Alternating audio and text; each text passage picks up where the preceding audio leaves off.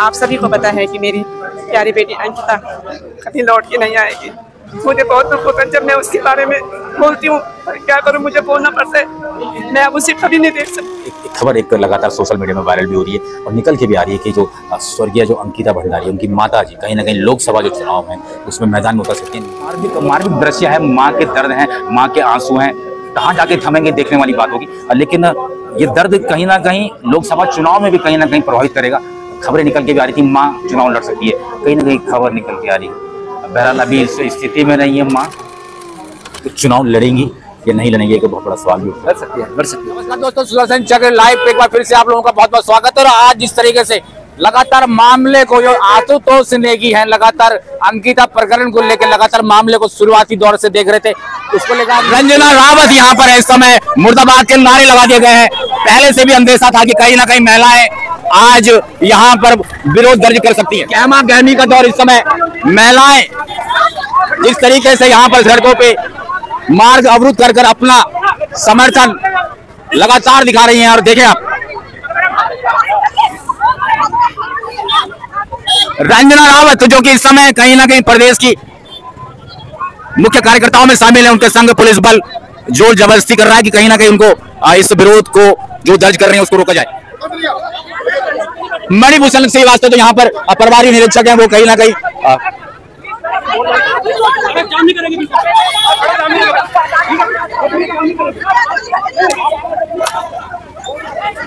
नमस्कार दोस्तों, सुदर्शन चक्र लाइव पे आप लोगों का बहुत बहुत स्वागत है। और जिस तरीके से आज सुबह से ही गहमा गहमी थी, और हम बात कर लेते हैं आशुतोष नेगी जो लगातार शुरुआती दौर से ही अंकिता भंडारी जो प्रकरण है उसको देख रहे थे कहीं ना कहीं, और उन पर जिस तरीके से एक मुकदमा भी दर्ज किया गया SC/ST एक्ट, जो कहीं ना कहीं जाति सूचक शब्दों में उन्होंने प्रयोग किया, ऐसा कथित तौर पर कहा जाता है। और आज उनकी बेल होनी थी, बेल हो गई है। हम बात कर लेते हैं जो इस समय मेंबर भी हैं बार एसोसिएशन कोटद्वार की। मैडम सुनना क्या मैडम? मेरा सरिता राम। इस समय सरिता नानी जो बड़ी वरिष्ठ अधिवक्ता हैं, विधि की ज्ञाता है, वो हमसे जुड़ चुकी है। हम जानने की कोशिश करेंगे कि क्या रहा पूरा मामला। मैडम उनकी आज बेल हो गई है, बेल हो गई है, 40 हज़ार के पर्सनल उस पे अमाउंट पे बेल कर दी गई है, बेल ग्रांट हो गई है। तो लेकिन ये है कि अंकिता भंडारी के केस को सीरियसली लड़ने और उसकी वजह से पुलिस जो है, पुलिस प्रशासन परेशान हो गया और इनको गलत मुकदमों में फंसाकर बार बार जो है अरेस्ट करने की मंशा है।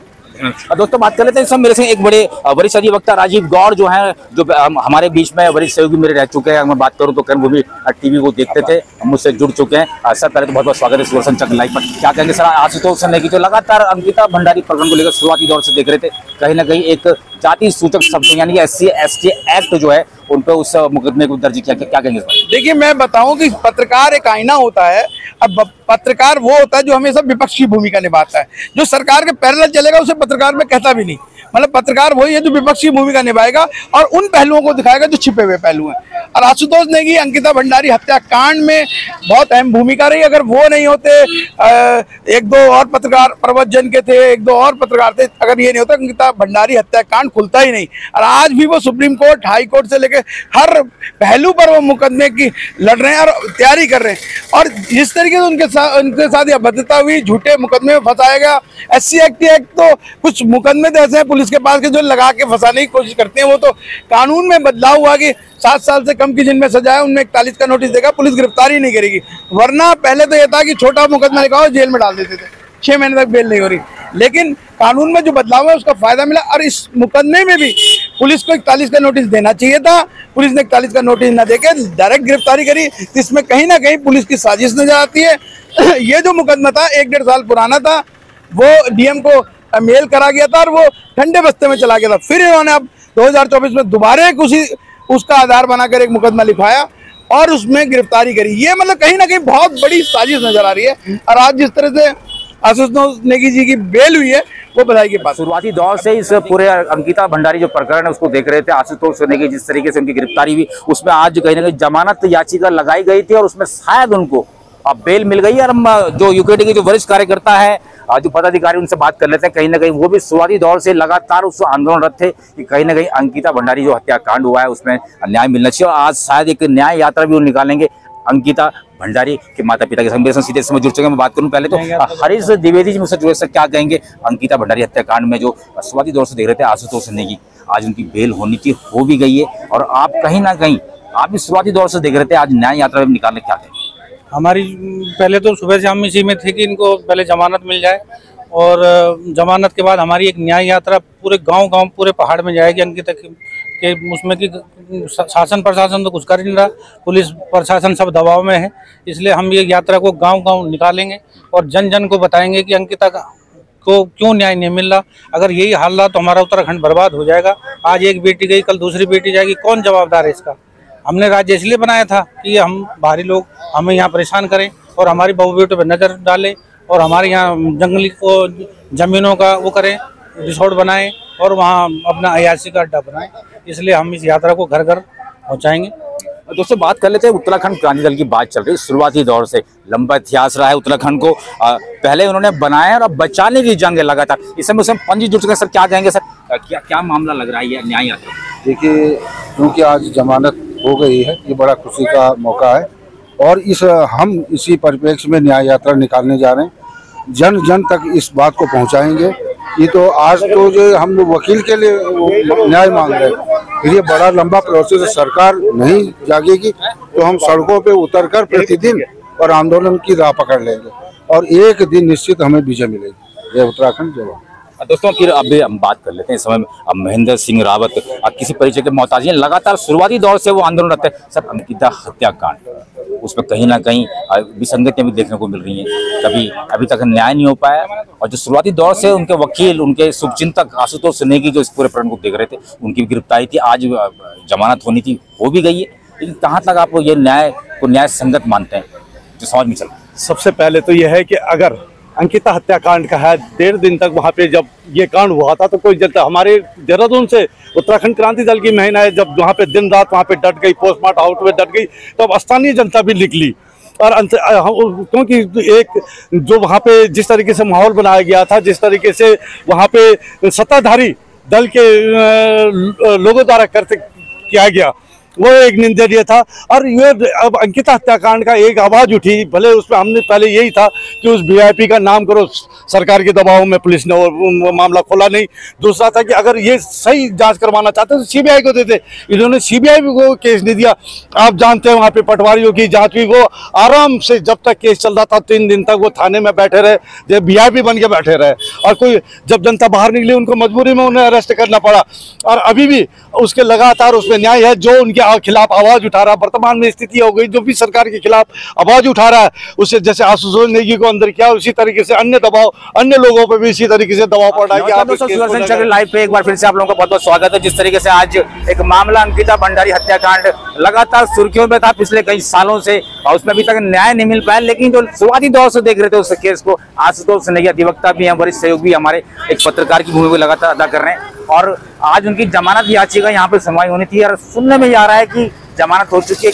हमारे संग एक जो कांग्रेस की जो बड़ी वरिष्ठ महिला कार्यकर्ता है, मैं बात करूं तो रंजना रावत जी मुझसे जुड़ चुकी हैं। मैडम पहले तो बहुत बहुत स्वागत भी है। मैं देख रहा था आपको आज जिस तरीके से गिरफ्तारियां चल रही थी, गहमा गहमी का दौर था, कहीं ना कहीं कलाइयां पकड़ ली गई महिला पुलिस बल द्वारा।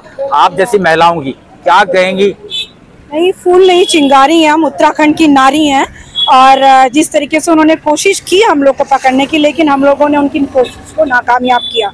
हमारा आंदोलन कहीं ना कहीं सफल हुआ है और आशुतोष नेगी जी को बेल मिल गई है और वो रिहा होने वाले हैं। तो मैं बहुत खुश भी हूँ अंदर से। और असली खुशी तब होगी जब निर्भया कांड के जो दोषियों को जैसे फांसी की सजा मिली थी, ऐसे ही हमारी अंकिता भंडारी पहाड़ की बेटी जी को भी अगर न्याय मिलेगा, इनके जो आरोपियों को फांसी की सजा मिलेगी, तब जाके हम चैन की सांस लेंगे।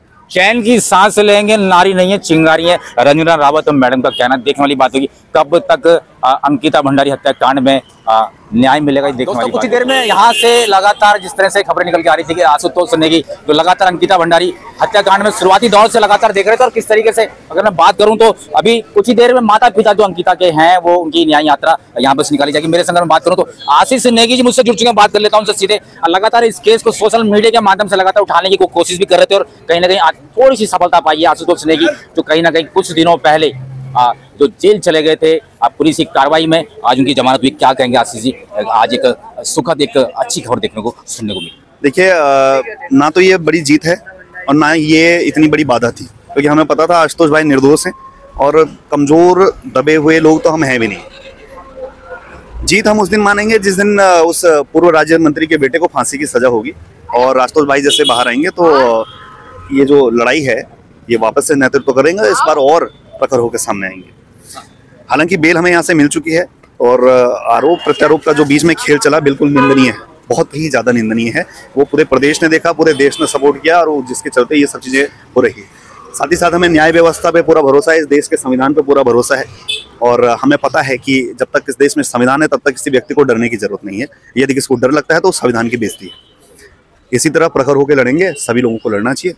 और अभी एक छोटा सा ये रैली निकालना है खुशी में कि आशुतोष भाई की रिहाई होगी और इससे बड़ा जश्न उस दिन होगा जिस दिन हम पुलकित आर्य को फांसी की सजा चढ़ाएंगे। दोस्तों बात कर लेते हैं किस तरीके से न्याय यात्रा आज निकाली जा रही है। मैं बात करूं तो अंकिता भंडारी जो हत्याकांड, उनके माता पिता यहाँ पे अगर बात करें तो उनकी माता को आप सीधे देख सकते हैं किस तरीके से आज न्याय यात्रा यहाँ पे निकाली जा रही है। आशुतोष नेगी जिस तरह से गिरफ्तारी हुई थी आज उनकी बेल हो गई है, ये कहीं ना कहीं सुखद खबर निकल गई है। इस न्याय यात्रा में आप देखिए दोस्तों, जिस तरीके से लगातार कयास लगाए जा रहे थे कि आज जो माननीय न्यायालय है उसमें आशुतोष नेगी जिनकी गिरफ्तारी हुई थी उनको आज जमानत मिलने के आसार थे और जमानत मिल भी गई है। अगर मैं बात करूं तो मेरे बीच में इस समय सीधे जो स्वर्गीय अंकिता भंडारी उसके पिता मुझसे जुड़ चुके हैं, उनसे जान लेते हैं कि क्या जो अभी तक मामला रहा है किस तरह से आगे बढ़ पा रहे हैं, क्या कहीं से कोई सहायता मिल पा रही नहीं मिल पा रही। बात कर लेते हैं भंडारी से। सर, आज जिस तरीके से माननीय न्यायालय के सामने आशुतोष नेगी जो लगातार शुरुआती दौर से बहन अंकिता का केस देख रहे थे, आज उनकी कहीं ना कहीं जमानत याचिका भी थी, जमानत मिल गई है, क्या कहेंगे इस बारे में भी? तो देखो सर, जो आशुतोष नेगी पे फर्जी मुकदमा लगाया गया था और उसकी आज सुनवाई थी और ये तो प्रशासन की जो है सोच समझी चाल थी कि अंकिता भंडारी को न्याय नहीं मिले, क्योंकि आशुतोष नेगी 1.5 साल से हमारे साथ कंधे पे कंधे मिला के हमारे साथ दे रहे हैं और इतनी मेहनत कर रहे हैं, जगह जगह जाने हमारे मेहनत मतलब हमारे साथ पूरे उठ रहे हैं। इसलिए पुलिस प्रशासन द्वारा आशुतोष पर फर्जी में मुकदमा लगाया गया और जिसकी सुनवाई आज कोर्टदार में थी और हम तो न्यायालय का सम्मान करते हैं, वो सर्वोपरि है। तो आज यहाँ पे निर्णय हो गया कि आशुतोष जी की रिहाई हो चुकी है और मैं तो सबसे बड़ा ये है कि मैं उत्तराखंड की समस्त जनता और देश की पूरी जनता से मैं अनुरोध करता हूँ कि आप इसी तरह मेरे साथ कंधे पे कंधा मिला के चलें जब तक मेरी लड़की को न्याय नहीं मिला और इन तीनों को फांसी के फंदे पर न चढ़ाया गया। सर, आप लगातार अब फांसी की बात कर रहे हैं लेकिन अभी तक इतना समय निकल चुका है, न्याय अभी तक अटका हुआ है। क्या लगता है कि सरकार इसमें संज्ञान लेगी नहीं लेगी? कहीं से कोई सहायता मिल पा रही है, कोई सहयोग मिल पा रहा है? प्रशासनिक लगातार दबाव बनाने की भी स्थिति पैदा हो रही है। आप कहीं ना कहीं आदमी का एक मनोबल भी टूटता है, क्या कहेंगे? मनोबल तो ये है कि जिस तरह पुलिस प्रशासन द्वारा हमारे आशुतोष को बार परेशान कर रहे हैं, अभी तो परसों इस तरह से घसेड़ के ले गए वो पौड़ी से कि सारी जनता ने देखा कि उस ढंग से तो पुलिस आर्य को नहीं ले जाते हैं जिस ढंग से आशुतोष नेगी को लेके और बार पुलिस प्रशासन में व्यवधान कर रही है और केस को आगे तक खींचने की कोशिश कर रहे हैं कि आगे तक खींचे और कम से कम जो उत्तराखंड की जनता अभी तक जिनके साथ दे रही है ये बाद में ना दे। तो लेकिन उत्तराखंड की जनता हर समय कभी भी किसी भी समय में अगर उत्तराखंड की जनता से कहना मेरे साथ कंधे से कंधा मिला उसी समय उत्तराखंड की जनता मेरे साथ सहयोग करेगी। सर, एक खबर एक लगातार सोशल मीडिया में वायरल भी हो रही है और निकल के भी आ रही है कि जो स्वर्गीय जो अंकिता भंडारी उनकी माता जी कहीं ना कहीं लोकसभा जो चुनाव है उसमें मैदान में उतर सकती है न्याय के, क्या कहें? हाँ, वो देखो ये तो जो हमें माँ बाप का है कि हमने एक लड़की खोई है, तो हो सकता है कि इस पीड़ा को मेरी वाइफ समझ सकती है। तो अब तो हमारी लड़की वापस तो आने वाली नहीं है, लेकिन हम जो बच्चे अभी पढ़ाई कर रहे हैं और उन्होंने बाहर जॉब करने जाना है, उनकी सुरक्षा का हमारा पहला कर्तव्य है। तो चुनाव लड़ेंगी या नहीं लड़ेंगे, एक बहुत बड़ा सवाल भी उठता है। लड़ सकती है, चुनाव लड़ सकती है। इसमें कुछ आगे कार्रवाई चल रही है, क्या है? अभी देखते हैं, लेकिन लड़ सकती है। चलिए, बहुत बहुत धन्यवाद। दोस्तों, हम बात कर लेते हैं इस समय जो स्वर्गीय अंकिता भंडारी है उसके हम पिता से हम बात कर रहे थे और कह रहे थे कि धर्मपत्नी जो स्वर्गीय अंकिता भंडारी उनकी माता जी कहीं ना कहीं चुनाव लड़ सकती है। अभी देखने वाली बात होगी, समय बताएगा कि आखिर भविष्य में क्या है। दोस्तों लगातार जिस तरीके से अंकिता भंडारी जो प्रकरण है वो लगातार जिस तरह से शुरुआती दौर से मैं बात करूं तो आशुतोष नेगी इस पूरे प्रकरण को शुरुआती दौर से देख रहे थे और जिस तरह से उनकी गिरफ्तारी हुई कहीं ना कहीं एक सवाल निशान भी उठता है शासन प्रशासन पे कि आखिर जो अभियुक्त बनाए गए उनको तो इस तरह से नहीं लेके कभी जाएगा। लेकिन आशुतोष नेगी जो लगातार शुरुआती दौर से न्याय को लेकर आंदोलनरत थे, माता पिता को साथ लेके चल रहे थे, कहीं ना कहीं न्याय की गुहार हर वो समय लगा रहे थे। लेकिन इस तरह से जैसे देखने को मिला सोशल मीडिया के माध्यम से कहीं ना कहीं मनोबल टूटता है उस व्यक्ति का जो न्याय को लेकर अपेक्षित है। मैं बात करूँ स्वर्गीय जो अंकिता है उनकी माता जी मुझसे जुड़ चुकी, बात कर लेते हैं कि आखिर आज जमानत याचिका में एक सुनवाई भी होनी थी, जमानत मिल भी गई है। सीधे पूछ लेते हैं कि कैसा वो आज को मैसेज होता है। मैं देख रहा था आपको सोशल मीडिया में, आप लगातार रो रही थी, चिल्ला रही थी कि आशुतोष नेगी को इस तरह से ना किया जाए, प्रताड़ित ना किया जाए और जिस तरह से उनको लेके जाएगी पुलिस प्रशासन द्वारा कहीं ना कहीं आघात पहुंचता है समाज में, कहीं ना कहीं गलत संदेश भी जाता है। क्या कहेंगे, आज उनकी जमानत याचिका थी, जमानत मिल गई। मैं सभी उत्तराखंड भाई और बहनों, मातृशक्ति, युवा शक्ति, सबने आपने हमारा साथ दिया। मेरे आशुतोष भाई को आपने देखा होगा कि किस तरह से पुलिस पकड़ के ले गई, ये तो बहुत अपमानजनक था। मैं बहुत दुखी थी कि मेरे भाई ने हमारी इतनी मदद किया, आज उनको इस बात का ऐसा सिला दिया। तो आप सभी की सहयोग से मेरे भाई आज रिहा हो गए हैं। मैं आप सभी को बहुत बहुत धन्यवाद देना चाहती हूँ और इसके साथ मैं ये भी कहना चाहती हूँ बहनों कि आज मैं अपनी बेटी की लड़ाई के लिए खड़ी हूँ और इसमें मुझे आप सभी लोगों का साथ चाहिए। आप सभी को पता है कि मेरी प्यारी बेटी अंकिता कभी लौट के नहीं आएगी। मुझे बहुत दुख होता है जब मैं उसके बारे में बोलती हूँ, पर क्या करूँ, मुझे बोलना पड़ता है। मैं अब उसे कभी नहीं देख सकती, लेकिन आज मैं उन बेटियों के लिए खड़ी हूँ।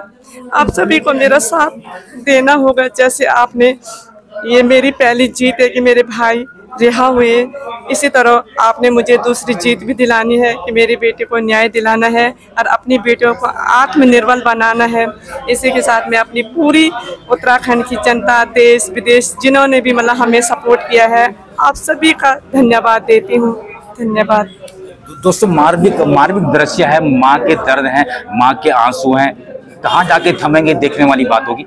लेकिन ये दर्द कहीं ना कहीं लोकसभा चुनाव में भी कहीं ना कहीं प्रभावित करेगा। खबरें निकल के भी आ रही थी माँ चुनाव लड़ सकती है, कहीं ना कहीं खबर निकल के आ रही है। बहरहाल अभी इस स्थिति में नहीं है माँ, लेकिन इस माँ के दर्द को कहीं ना कहीं समझना होगा। ये दर्द कब बोलेगा, कब सर चढ़ेगा, ये देखने वाली बात होगी। बस आप देखते रहे सुदर्शन चक लाइव। बहुत